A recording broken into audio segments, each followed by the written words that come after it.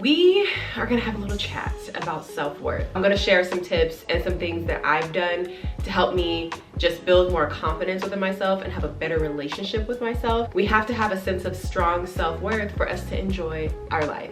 We have to. I know that now that I am developing a stronger sense of self-worth now, my life feels a lot better.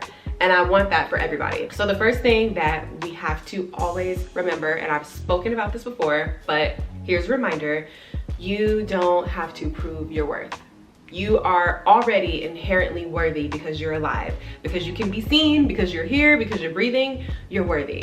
Do you know how slim there is of a chance that you and I were gonna be born?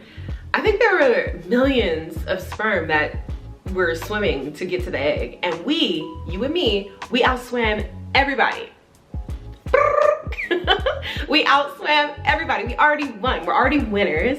So that's number one. We were born. We're worthy. We're here. We made it. I'm just saying, you was one of them ones. You were one of them ones. There's only one.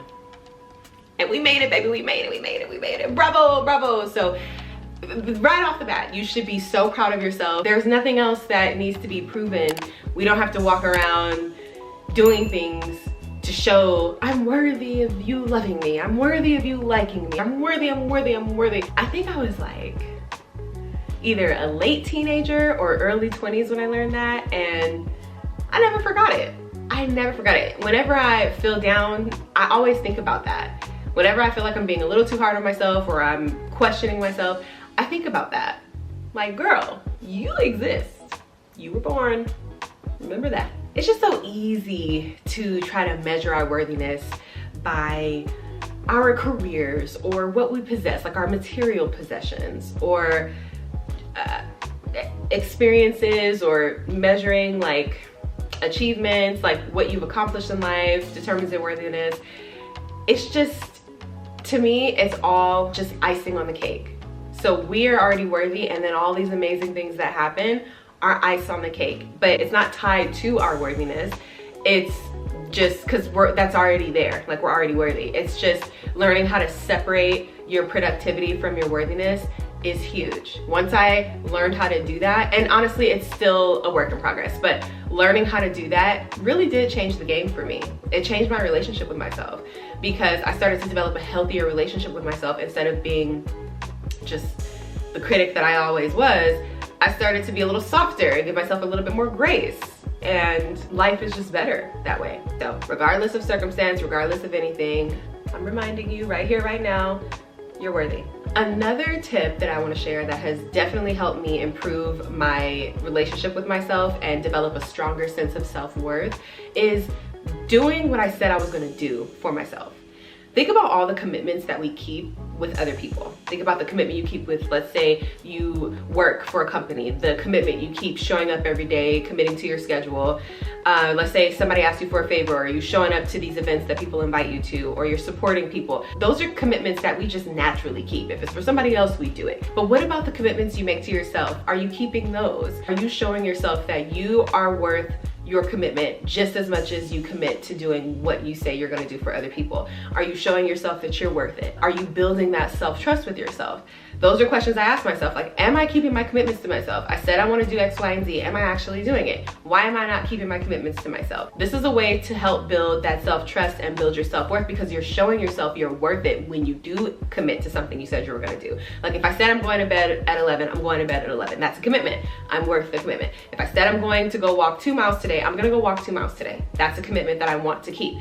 Keeping these commitments to ourselves, it's huge. It's small things that add up, but they end up being huge things. Like, when I decided to just commit to just like cooking my own meals more consistently, that's a commitment, and it feels good doing that. It's like, I'm worth standing in this kitchen cooking this food because I want to save my money. Like, doing more of that. And then just also, if I said I was gonna go work out and sweat, I like that I keep those commitments because it feels better. If I said I was gonna drink X amount of water today, I wanna keep that commitment. If I said I was gonna read this book today, I wanna read it. Now, I know things come up, life gets busy sometimes, and sometimes you can't keep commitments, and that's okay. Do not beat up on yourself if you cannot keep a commitment.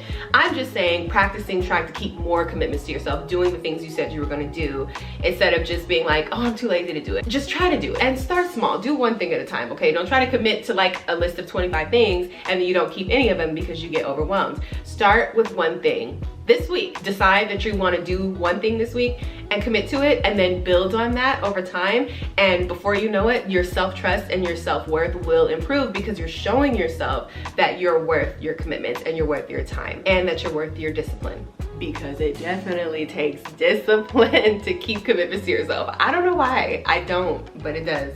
Another way to improve your self-worth and build a stronger relationship with yourself is to think for yourself. I always talk about this. When you're making a choice, weigh out your options, think things through thoroughly. Make choices that are proof to yourself that you value yourself. Think about yourself when you're thinking about choices and weighing your options. Think about the choices that you can make that you would be proud of, and that's really important. Being proud of yourself is extremely important. It's easy for us to be proud of others, but I don't know why, I guess speaking for me, it was a lot harder for me to be proud of myself, and that's something that I decided that I wanted to work through because it feels so good to be proud of yourself. And your self-worth builds over time from that. Trusting yourself, thinking for yourself, depending on yourself, that builds your self-worth. Another tip is be kind to yourself. I know you've probably heard this before, but I'm gonna say it again because it's true. Being kinder to yourself is so crucial when developing a better relationship with yourself and just increasing your self-trust and your self-worth. Because it is so easy to be your worst critic, just that harsh inner voice, and maybe it's not even your own voice. Maybe you learned to talk to yourself like that because of whatever. Recreate your new inner voice. Speak to yourself in a kind way. Speak to yourself the way you would speak to somebody that you love. When you make a mistake, how are you treating yourself? When you accomplish something, how are you treating yourself? When you make the commitments or you don't make the commitments, how are you treating yourself?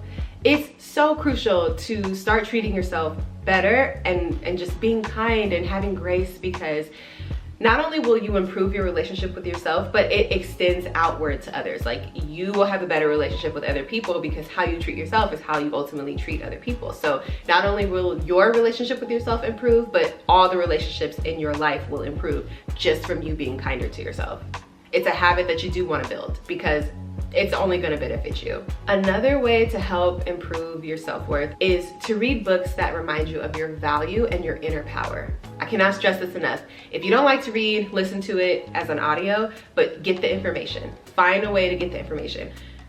Read, consume good information, uplifting books, uplifting content, things that are reprogramming you to think differently, to have a different perspective, to approach life differently, to develop a new way of being, and essentially recreate yourself, evolve. I think that's so important, and it's a great way to build your self-worth, because just because you went through life believing something, it doesn't mean that you have to take that belief for the rest of your life. You can recreate all of your beliefs. What is a belief? I've learned that it's just a thought we think over and over and over, and beliefs are not permanent. They can always change because they're just thoughts. It's just opinions. Thoughts and beliefs change all the time based off of life experience, acquiring new knowledge, and just overall, like, just growth, changing. Your beliefs change. You change as you go through time. As you float on through life and you become different, your beliefs are different. And I encourage that for sure, especially if it's beneficial to you and everybody around you. It doesn't hurt to read books that are going to help you develop a better sense of self and provide practical tools that you can apply and just assist you with developing a stronger sense of self-worth. It's in the books, y'all. It's in the books. It's in life experience too, but it's in the books. It's in the audios. It's there. Go find it. Right now, the two books I'm reading right now, The Psychology of Money, and I actually just finished this book titled Forgiving What You Cannot Forget. Great book. Both of these are great books. And I will keep sharing books that I feel like were helpful and insightful and helped me Leave a comment if anything I said was helpful. If you have any other tips that you would like to share with our community, I'm sending you so much love per usual, and I hope you have an amazing rest of your week. I will see you in the next video.